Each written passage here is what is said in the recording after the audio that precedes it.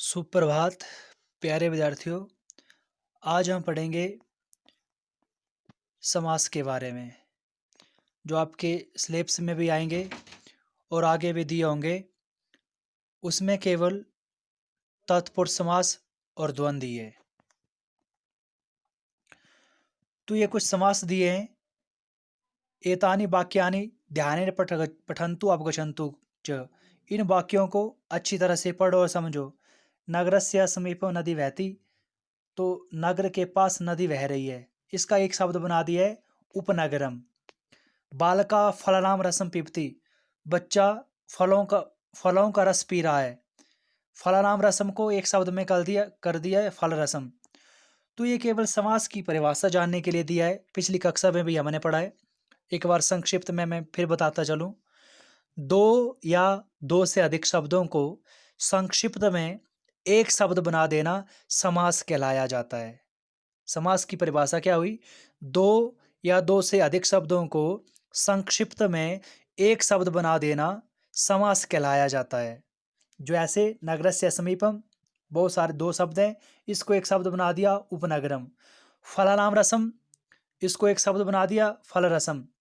रामा च लक्ष्मणा च, एक शब्द बना दिया राम लक्ष्मणों। इसी तरह से ये दिए हुए हैं।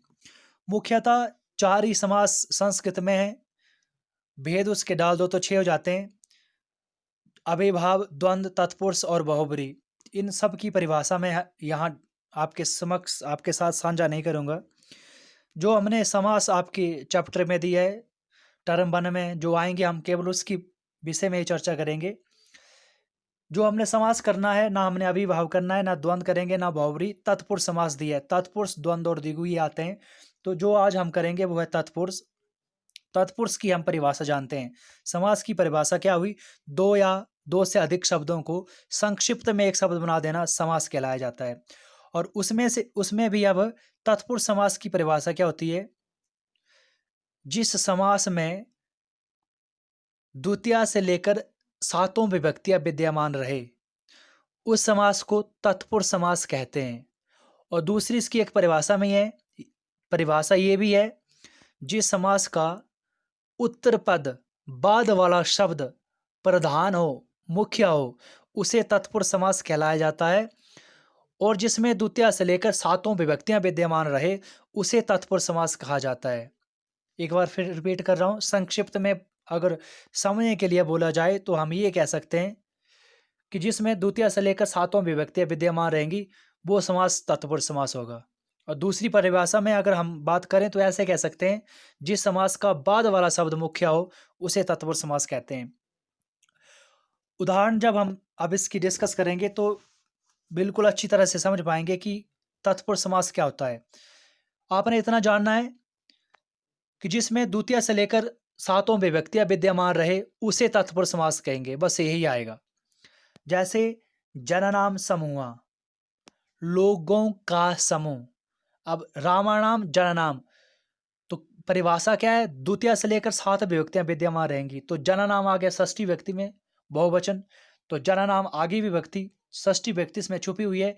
जननाम समूह को एक शब्द कर दिया जन समूह, लोगों का समूह, तो ये तत्पुरुष समास हो गया। शरणा शरणम आगतः, शरण में आया हुआ, तो इसको एक शब्द बना दिया शरणागतः, शरण में आया हुआ, शरण को प्राप्त हुआ। तो यहाँ द्वितीय व्यक्ति छुपी है, तो ये तत्पुरुष का समास हो गया। गृहम गता, घर को गया हुआ, घर को कर्ता ने कर्म को, द्वितीय विभक्ति तत्पुरुष समास परिभाषा के अनुसार। जनकम आश्रिता, पिता पर आश्रित, जनक आश्रिता, तो पिता पर आश्रित आ गया, द्वितीय व्यक्ति आ गई। बाच कला, बाचा कला, बोलने की कला, एक शब्द हो गया बाच कला, बोलने की कला, तो एक शब्द में क्या हो गया? बाक कला, काके की आ गया, विभक्ति विद्यमान है। विद्याहीना, विद्याया हीना, तृतीय व्यक्ति लताया कर्ता ने कर्म को कर्ण से के द्वारा, विद्या से जो हीन है, एक शब्द बना दिया विद्याहीना। तो कहने का तात्पर्य, जितने ये शब्द दिए गए हैं सब में विभक्ति छुपी है, द्वितीय से लेकर सप्तमी तक। विद्या तृतीय आ गई। बालाय इदम, बालाय राम आए चतुर्थी आ गई। बालानाम सभा, बालकों की सभा, सप्तमी षष्ठी आ गई।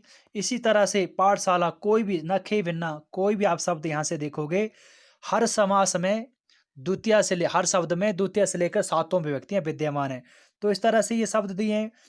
देवस्य मंदिरम षष्ठी व्यक्ति, बालानाम षष्ठी, कार्येषु सप्तमी, आपते सप्तमी, ज्ञानाय चतुर्थी, भयात पंचमी, देशस्य षष्ठी, देवानाम षष्ठी, न्याय न्याय कुशला, न्याय एक शब्द बना दिया सप्तमी, धनाय लोभा, धन लोभा चतुर्थी, सिंहात भयम, सिंह भयम पंचमी, रोगात मुक्ता, रोग से मुक्त पंचमी।